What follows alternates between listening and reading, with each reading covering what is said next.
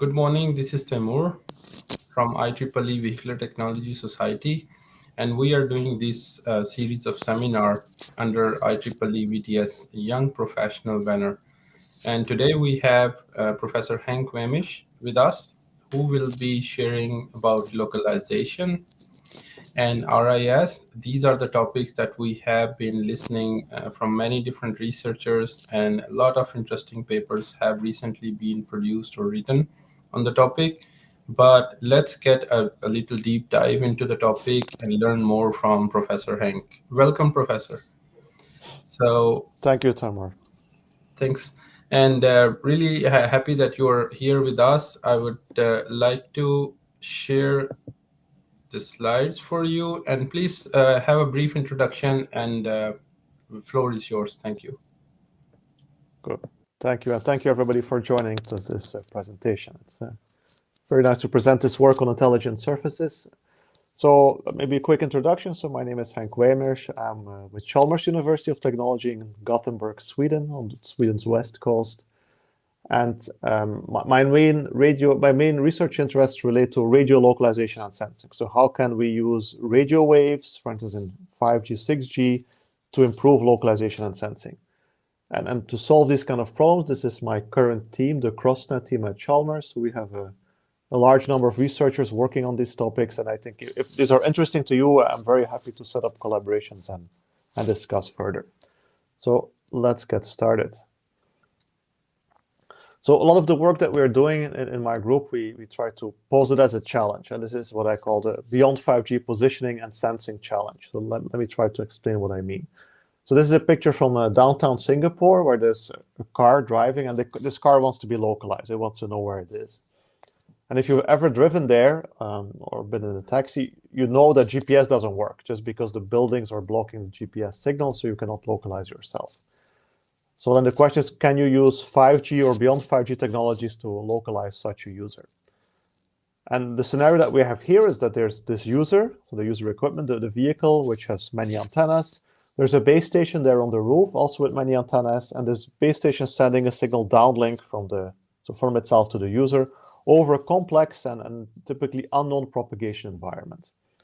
And now what we want to do is, the first challenge is, can we localize the user from the downlink transmissions from a single base station in an unknown propagation environment?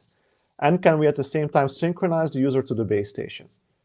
And this is very different from conventional positioning, where you need many base stations to jointly localize and synchronize the users. Secondly, can we then, by mapping the environment, can we provide radar-like mapping capabilities? Third, now you see this dashed line between the base station and the user. If I remove this line of sight path, can we still solve this positioning problem? And then finally, can we use modern technologies such as intelligent surfaces to shape the propagation environment to improve positioning performance? And I think all of these problems are relatively challenging, so I hope by the end of this talk you'll get some intuition, some feeling of how they can be solved, and in particular how intelligent surfaces can support this. So this will be the outline of the talk. I will just first provide some basics on positioning, because maybe you don't know exactly how positioning works, so I will start with that. And then move on to what I think are the selling points of 5G positioning, and then what will happen beyond 5G positioning. And then the main part of the talk will be on positioning with intelligent surfaces. And then I'll finally wrap up with some conclusions. So first, the basics. So the main idea of radio-based positioning is that radio waveforms tell you something about geometry.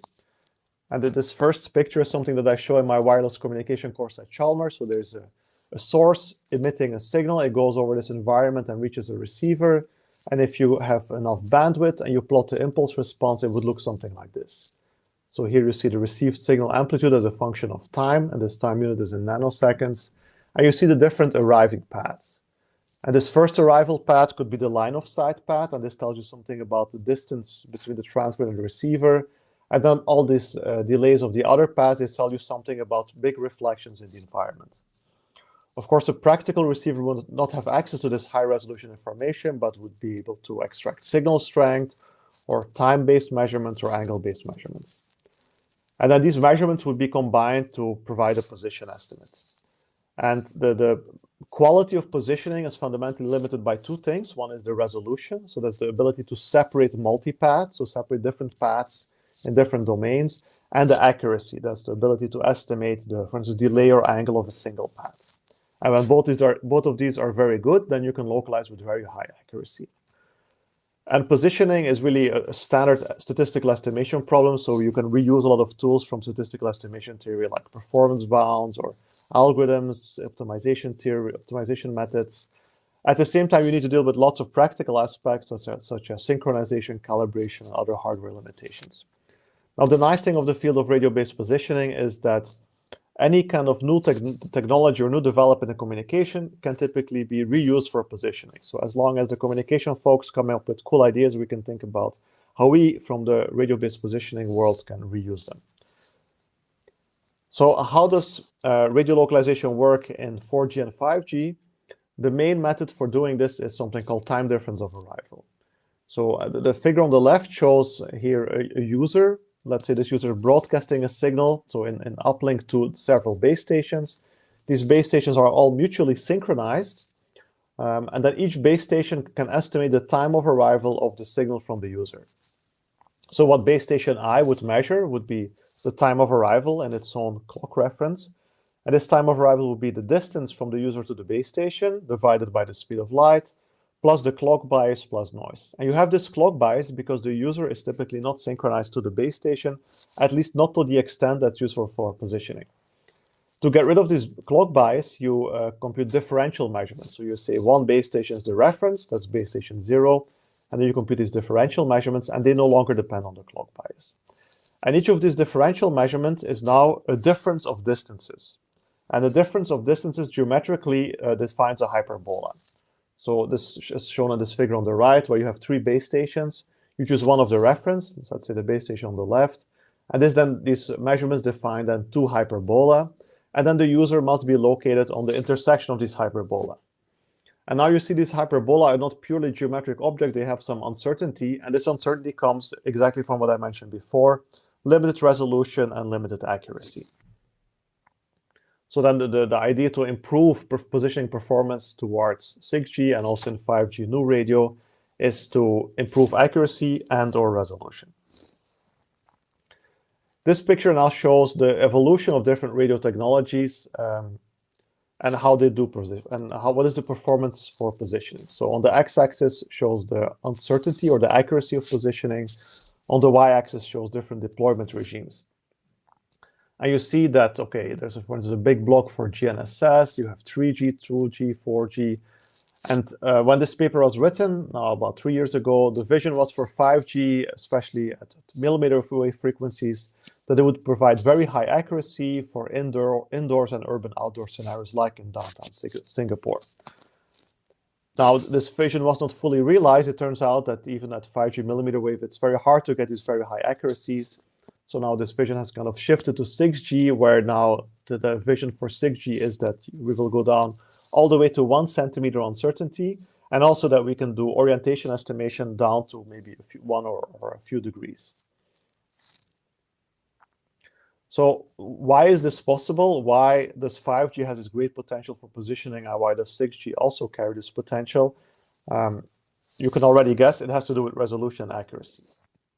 So this brings me to the selling points of 5G positioning, and then later I will extend these to 6G, including intelligent surfaces. So the first selling point is that you move to higher frequencies. In 5G, this frequency range 2 opened up at 28 gigahertz or above.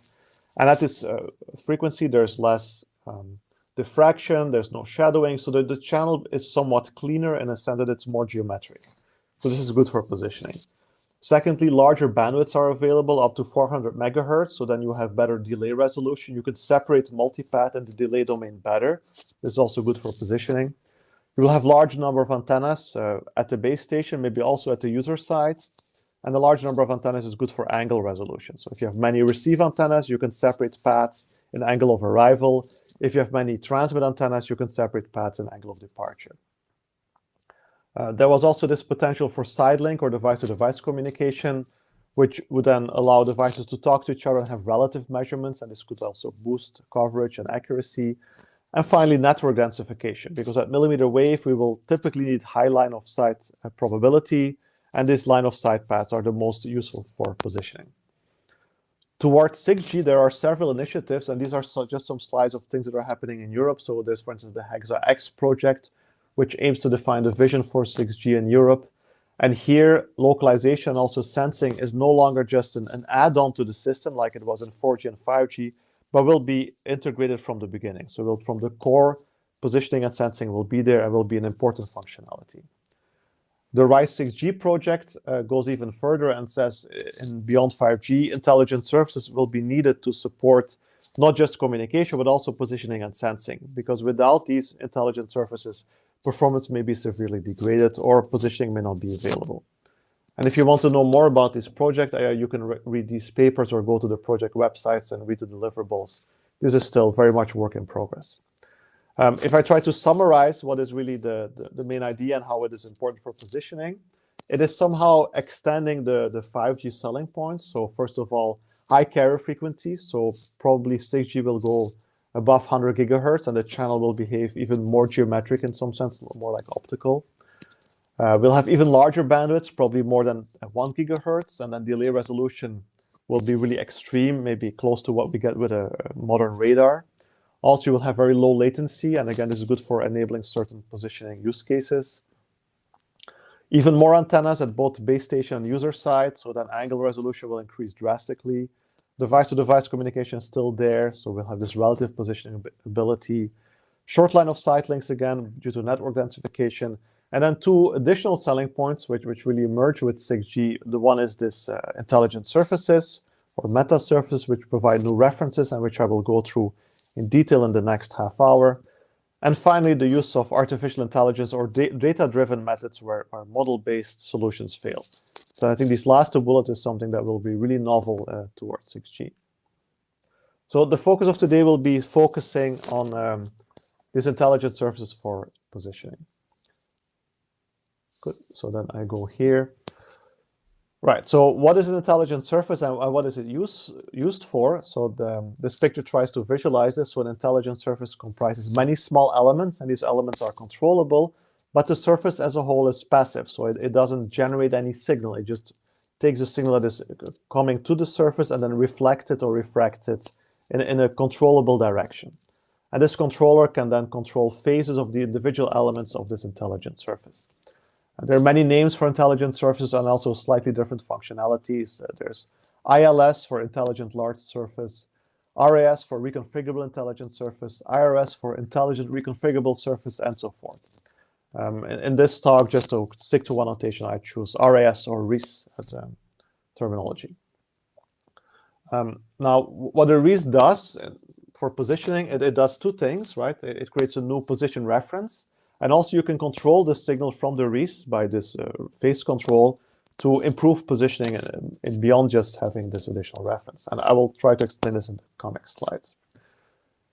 So first, let's look at the more conventional use case, which maybe you're more familiar with, is how do we use RIS for communication?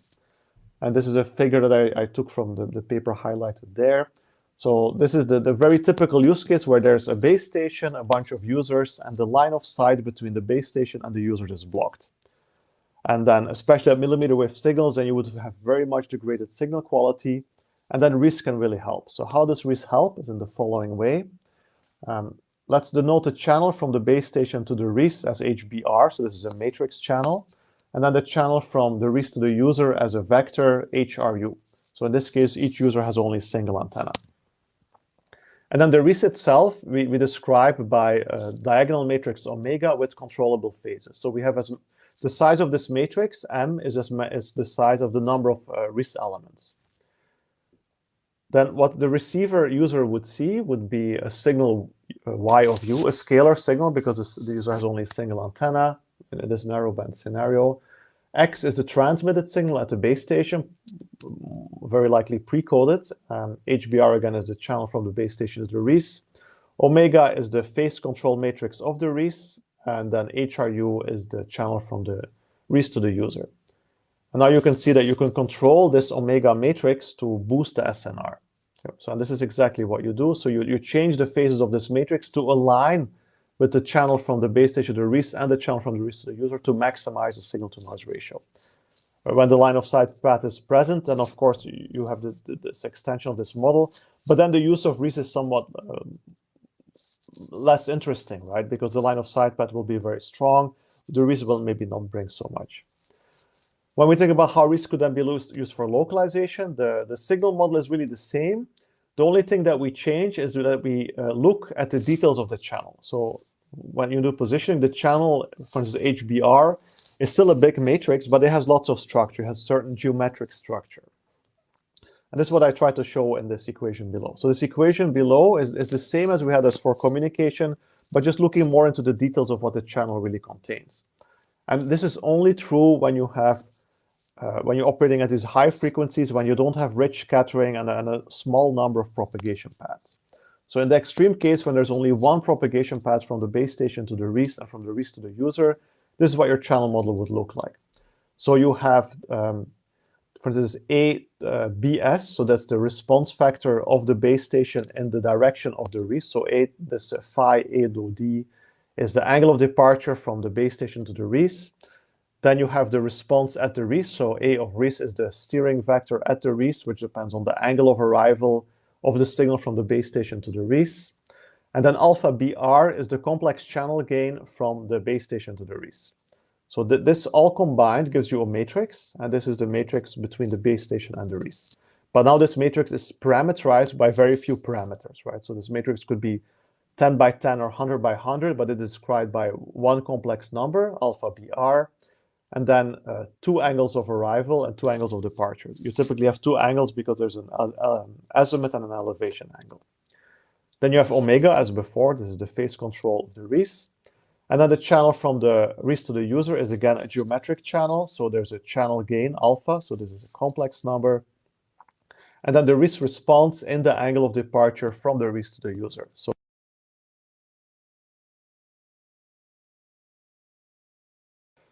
now, if the user is able to estimate all of these angles, then it can know that it's on a line from the RIS to itself, and this can, of course, be helpful for localization. So the whole problem of localization with RIS is really to extract those geometric parameters and then have enough of those to solve the localization problem.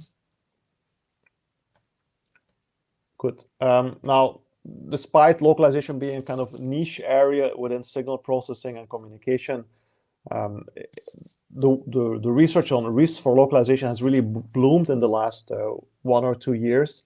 And here are just a kind of small selection of papers that have appeared on RIS for localization.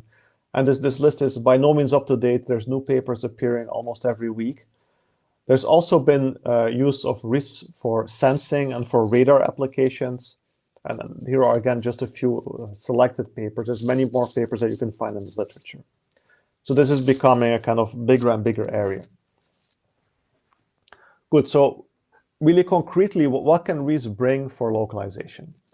So here are some examples. So for instance, you can imagine that the RIS can be used for localization under line of sight blockage. So this is shown in this example on the left. So there's two base station disk in this case. The user is blocked with respect to one base station because of this building, but due to those two RIS, the user can estimate the angle of departure from each of the RIS, and then it must lie on the intersection of two lines from the RIS. And then even if you have a third base station, then you have much more information that you can localize the user that way. A second use of RIS would be to exploit the wavefront curvature. If a RIS is really large electromagnetically, and the user is close to the RIS, the wavefronts will no longer be flat but curved. And this curvature is something that you can exploit for positioning. And then there's a number of applications where you think RIS could help, for instance, in industry applications where there's lots of multipath and the channel is really very challenging, then there RIS could help.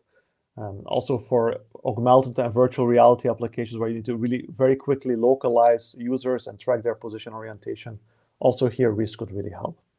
And the use of RIS we can categorize into two areas. One would be boosting, and the other one would be enabling. So here boosting means that you have a positioning system and it works, and then when you add a RIS, it works better. Right? And the same goes for radar. So you have a radar system, and without RIS it works, but when you put the RIS, performance is improved. Here in this talk, I will not focus on that. I will focus on enabling applications. This means that if the RIS is not there, and with the existing infrastructure, you cannot localize at all. And this we call enabling or unlocking positioning.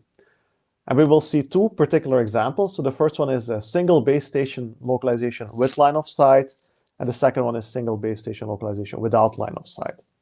And as you will soon see, without the RIS, the localization problem is completely ill-defined and cannot be solved at all.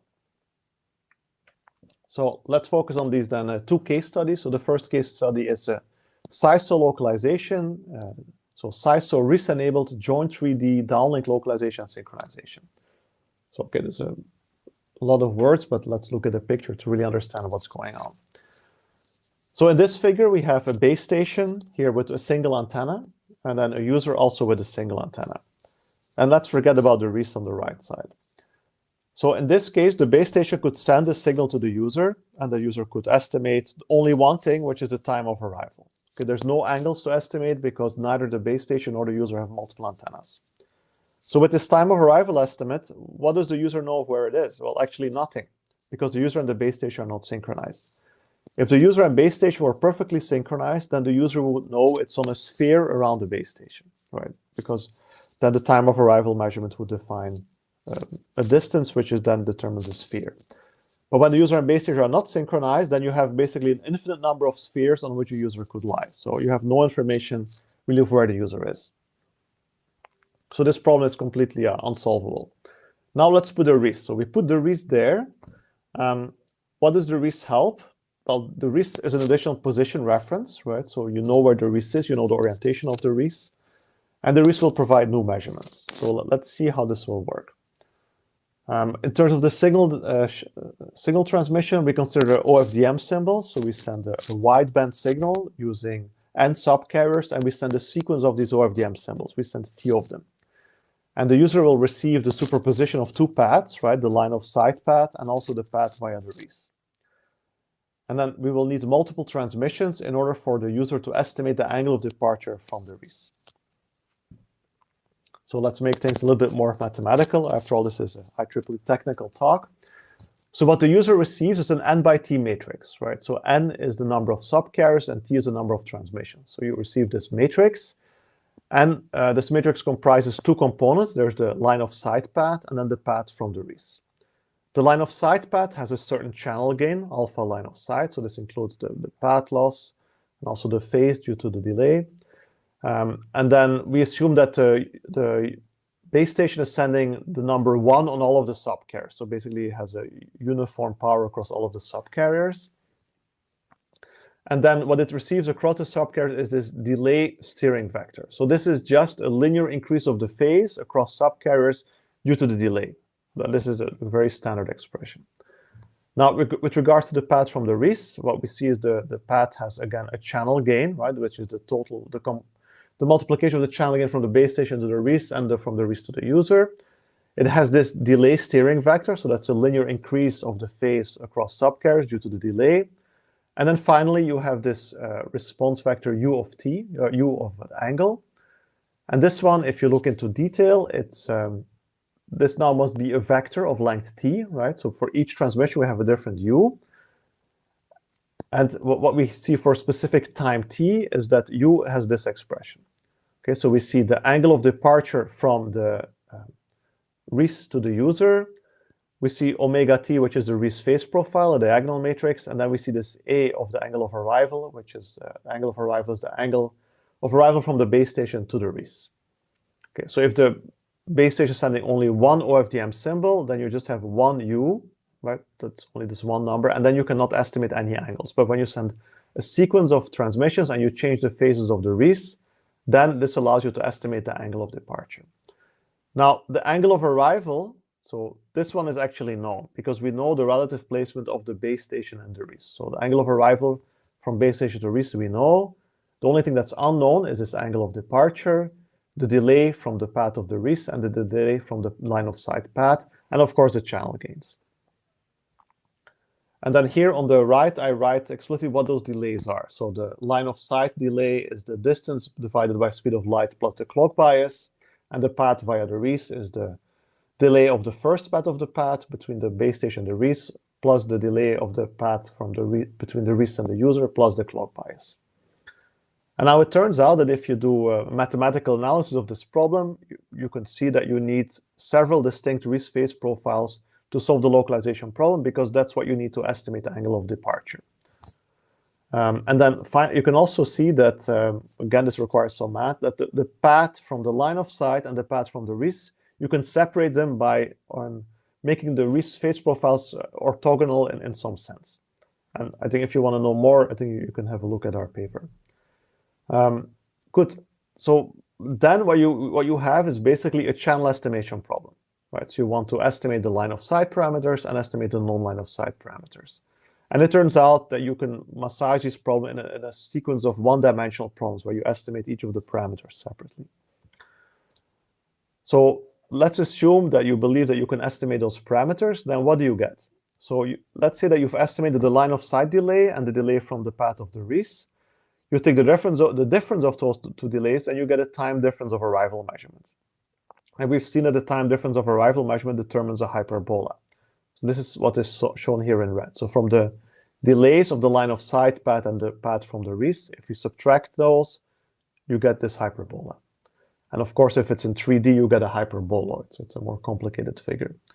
From the angle of departure from the RIS to the user, you get a line, right? So the angle of departure gives you azimuth and elevation angle from the RIS towards the user, and this determines a line. So then the intersection of a line and a hyperbola in 2D gives you a point, and the same holds true in 3D. So this is how you can get a unique position estimate of the user. Once you've estimated the position of the user, then you can look at the line of sight delay again, subtract the estimated distance, and then you can compute the clock bias. So then you can synchronize the user to the base station. All right, so in principle, this is really cool, but how well can we really estimate those parameters? So then we show some performance here. So this is how well we can estimate the time of arrival. And on the x-axis, I think this shows a kind of distance of the user from the RIS. So when the user is going further away, we go on the right on the graph. And on the y-axis is the estimation error of the time of arrival converted to meters. And what you see is that the line of sight path in this case can be estimated really, really well, because we work in a kind of high power regime. And we show here two things. So in crosses is the performance of an estimator, and in a line is the fundamental lower bound. So we see when we achieve the bound, you cannot do really better than this. And then from the path from the RIS, we see that we can also estimate the path really well with respect to the bound, but we have a severe degradation, in a sense that we cannot estimate the path from the RIS as good as we can estimate the path from the line of sight. The reason for this is simple. Let me take some water. The reason is that the path from the RIS is much, much weaker, right? Because the path from the base station to the user is, the power is determined by the path loss, so this is related to the distance squared. So the distance between base station and user squared. And let's say the distance between the base station and the RIS is equal to the distance between the RIS and the user, then the total path loss here will be distance to the power 4. So similar to radar. So you have an enormous path loss of this path via the RIS. And this then means that the SNR of this path is much lower, so you cannot estimate this delay as well. And so this in turn means that you'll be limited by the quality of this estimation, right? So no matter how good you estimate the line of sight, if the path from the RIS is really bad, the positioning will also be bad. But here, under these conditions, still it's quite okay. So we go down here to basically centimeter level accuracy for this idealized system model. Similarly, we can estimate the angle. So here we show the performance of angle of arrival, angle of departure estimation. So from the RIS to the user in elevation azimuth. And then we see that depending on the position, the relative position, we can estimate the angle better or worse. So here we see that when we are very close to the RIS, the performance is degraded. And this is because we end up close to the kind of below the RIS, and then the signal pattern is not really good for having good SNR. And then when we go very far away from the RIS, again, the performance is degraded because just we have too much path loss. But in any case, we see that the estimator achieves the bound, so the estimator works really, really well, and you cannot do better for this scenario. And then you can put those angle and delay estimates together and then solve a kind of simple nonlinear least squares problem, and then you get this performance. So what we show here in, let's see, in orange is the positioning performance. And again, you see this behavior when you're close to the wreath, you have degraded performance. When you're very far away from the wreath, also you get degraded performance because of path loss, and in between you get down to a few centimeter uncertainty. And again, I think it's important to emphasize when the wreath is gone, you cannot localize at all, you cannot synchronize at all. By putting the wreath there, you can localize it 3D and synchronize the user to the base station. So this figure here shows, and I'm sorry, the resolution is not very good. This figure is from the paper shown below, shows the positioning performance that you can expect for a scenario with a single base station and a single wreath. So now you're kind of looking down into a room. There's a base station with a single antenna at coordinate 0, 0. And there's a wreath on the left wall, kind of pasted on top of the wall. And the colors show how well you can localize in this environment. And this is a bit of a strange unit. It's in dB meter. So 0 dB meter means 1 meter, and then minus 10 dB meter means 10 centimeter, and 10 dB meter corresponds to 10 meter. And then what you see is that, well, when you're very close to the wreath, you can be localized well. When you're close to the base station, you can also be localized well, but it's more important to be closer to the wreath than closer to the base station. And this is really because the path from the wreath is the weakest one, so it's the bottleneck, so that's why you want to be close to the wreath. And then when you're further away from both the base station and the wreath, the performance gets degraded. When you're behind the wreath, then you're on the backside of the wreath, you cannot localize at all. And then interestingly, when you're behind the base station, on the line between the wreath and the base station, also you cannot be localized. And there's a very beautiful geometric interpretation for this, but I don't have time to go through this now. Now, nothing is stopping you from putting more wreaths there, right? So the figure on the right shows what happens when you put 3 wreaths in the environment. And then what you can see is that now you have a kind of almost uniform coverage. So you can localize in this entire environment really, really well for very low cost, for very low power consumption, because you don't really put any new expensive infrastructure. You just post those wreaths on the wall, you add a small controller, and you change the phase control of those wreaths, and this can help you to localize. And here, I should also point out, we haven't even optimized the wreath profiles to kind of focus towards the user. So if you have some prior information of where the user is, then you can boost SNR in that location and improve the localization a lot. All right, so this is what happens when there's a line of sight path and you put a wreath. So now let's make things even more challenging, and let's say the path from the base station to the user is blocked. Okay, so we only have the path from base station to wreath to user. Can you still localize? And this is what we will cover in the second case study. So we will look at wreath-enabled localization continuity under near-field conditions. And I put here geometric near-field because there's also electromagnetic near-field, and these are not the same thing. So we just focus on wavefront curvature. Good. So now the scenario is shown here on the figure on the right. So there's a base station located at PBS. There's a wreath here that's at location 0, 0, 0 in this case. And then there's a blocker in the environment. Now, we've seen before that when the user is not in the shadow of the blocker, then we can localize, right? We can localize in 3D and synchronize, no problem. When the user is in the shadow of the base station, then the line of sight path is gone, and the question is then, how can you localize? And then here in this box at the bottom, I just want to distinguish several cases. So if there's a line of sight from to the base station to the wreath from the user, then you can do angle of departure from the wreath, as we saw, plus time difference of arrival. You can localize and synchronize. If there's a line of sight to several wreaths, but no line of sight to the base station, what you can then do is compute the angle of departure from several wreaths, and then you can compute the intersection of different lines. Right. But now we look at the more challenging case, so when there's a line of sight to the wreath, but no line of sight to the base station. So then we can, in principle, compute the angle of departure from the wreath, but that just gives us a line, and we could be anywhere on that line. So we can still not localize, or we cannot synchronize. But if you exploit the wavefront curvature, then we will see that you can be localized. You cannot really use time difference of arrival anymore, because since the line of sight path is blocked, you cannot compute any difference of times. You just have one time of arrival measurement of the line of sight path, but it brings you absolutely no information because you don't have a reference. You don't have this line of sight reference. So how does the signal model look like? So it is relatively similar as before. So here the model is a bit more general using k-res.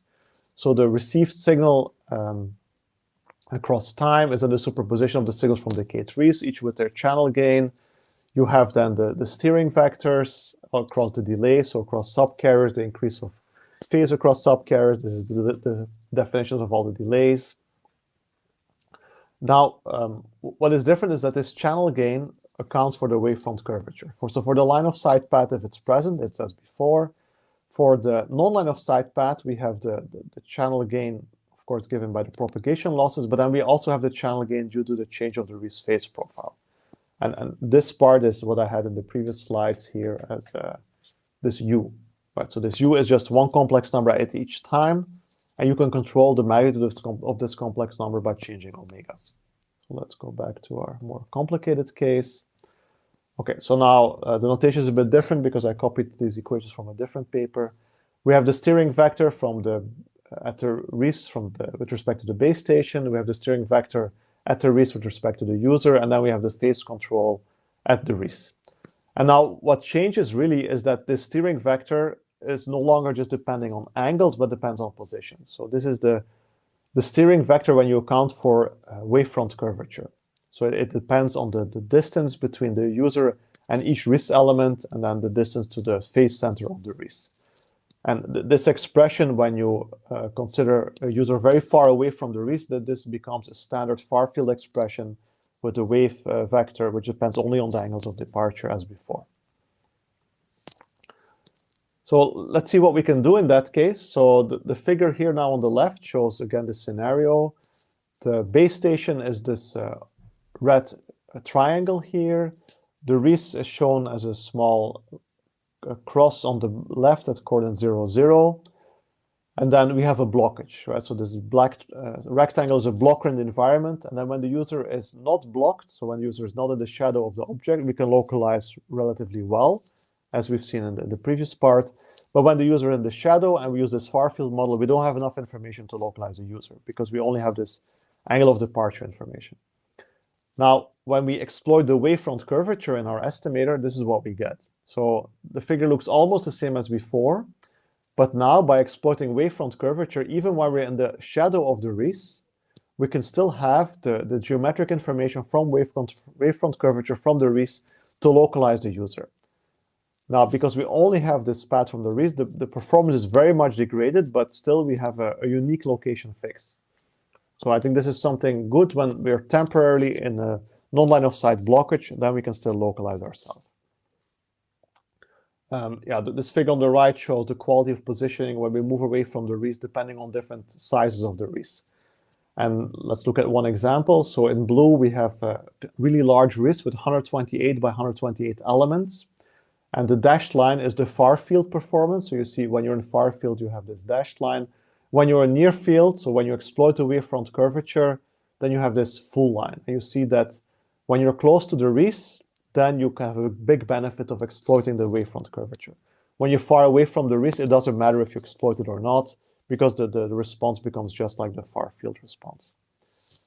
Now, this is just the performance of the bounds.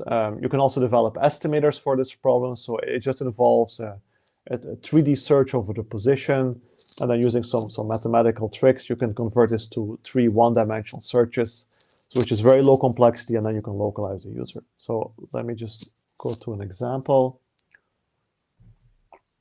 So this is an example with a 50 by 50 Rees at a millimeter wave frequency of 28 gigahertz with a relatively small bandwidth of 1 megahertz. And we're sending 200 transmissions. And for each transmission, we change the Rees phase profile. And this takes a total of 0.2 milliseconds. We use a transmit power of 1 milliwatt and then standard values for the noise power spectral density. And then we have different algorithms. So we have algorithms that assume curved wavefronts and algorithms that assume planar wavefronts. And then we also have different signal designs. So let's maybe look at the figure on the right. I think this is maybe more interesting. So the figure on the right shows, as a function of the distance to the Rees, the quality of positioning. And the dashed line shows the performance according to the fundamental performance bound. So that's the best that we can achieve. And then in green is the performance of our low complexity estimator, so which is just involved 3 one-dimensional searches. And we see that even though when we're close to the reef, we're kind of far away from the bound. When we're further away, we approach the bound. But in any case, we're still doing really, really well. Now, what we then tried is we say, okay, let's try our low complexity estimator with directional phase profiles, which means that we kind of beam energy towards the user because we have some prior information of where the user is. And then it turned out that we could not localize at all. And the reason is that our objective function, the likelihood function, was just too peaky. We had a very narrow peak around the true value and kind of flat everywhere else around. So it became very hard to exploit this directional information. So in this case, and you can see this as good news, it's when you have a low complexity estimator, maybe it's better to just use random phase profiles of the reefs, not to focus energy in any specific direction, just uniformly change the profile and not just send energy in all possible directions, because this allows for the estimator to estimate a position with lower complexity.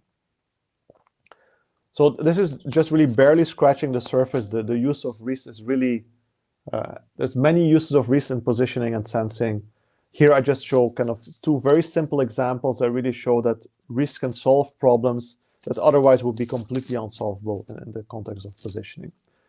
What is next? I think there's lots of exciting developments happening in this field. So in general, there's a trend of the convergence of communication, localization, and sensing, enabled by having more bandwidth and more antennas, also supported by AI, which can help solve problems that are too hard for model-based signal processing.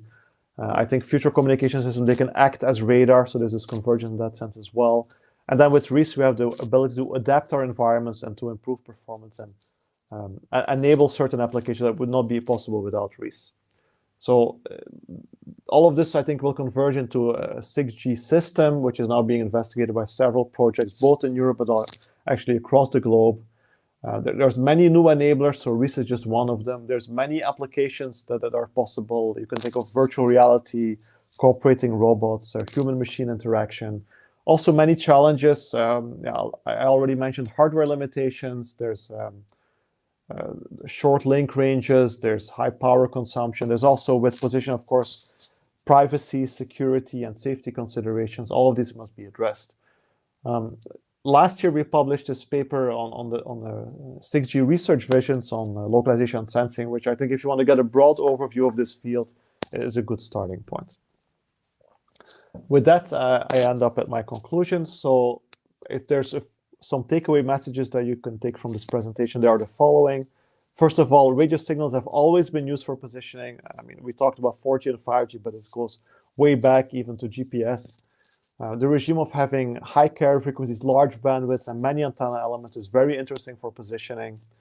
And this means that in 5G millimeter wave, we can already do single anchor positioning, synchronization, and even mapping with a single base station.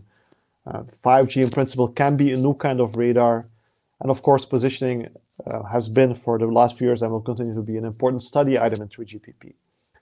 Beyond 5G, in addition to AI methodologies, I think that REIS can have great potential to boost localization performance and also to enable localization where otherwise it would be impossible. Nevertheless, there's many unanswered questions, in particular the development of good hardware compatible models for doing signal processing, and also, of course, need for measurements and validation of these principles. And then finally, I just want to acknowledge some of the funding agencies that helped support this research.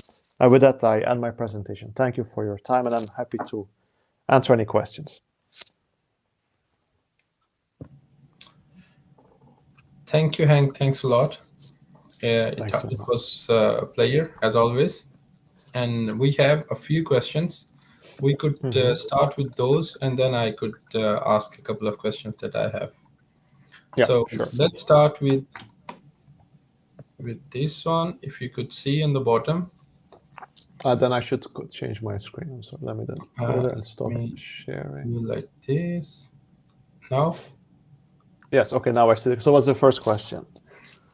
So it says, how do you find the optimized? Okay. How do you find the optimized place to install the REIS? I think that's actually a good research question. The same question happens in GPS and base station placement, and probably the placement of REIS for positioning maybe not be the same as the best placement for RIS for communication. But yeah, you can formulate this as an optimization problem, both where to place the RIS, how high on the wall, how many RIS, what should be the angle of the RIS, to optimize performance. However, in practice, maybe this will not be the main consideration. Maybe just operators will have limited flexibility, and this is the only place they can put the RIS, just like now happens with base stations, right? They have limited options of where to put base stations. Yeah. Just a follow-up question I can ask on this one. If you have done some research or you came across some research, like how many risks we can afford, like for example, in terms of business perspective, like if an MNO is going to install a RIS, it has to be as many as the base stations, or it has to be twice as many. So if you came across any business models on this. No, that I think it's still a bit premature. This is a really early stage technology. I mean, there's been prototypes at lower frequencies that have shown to improve performance, but I think to answer this question, it's really, this is maybe at the end of these projects, I think we can start answering those questions and formulating those problems correctly. Super. Then we have another one. It says, what is the difference between passive and active? Yeah, it depends if it's in the context of RIS. So there are RIS technologies which are passive and some that are active. So a passive RIS just reflects the signal. So it's controllable in terms of these phase configurations, but it just reflects to some direction. There are also active RIS that actually have active elements and take the incoming signal, sample it, and process it. Similarly, there's also active RIS that can send signals, but these are, I think, more maybe niche and exotic variations of RIS. So the standard RIS is just really passive and reflects in a controlled manner. If the question was about active or passive RIS. Yeah. Good. Then we have one more. So it says we are discussing beyond 5G. How positioning is expected to be done in 5G?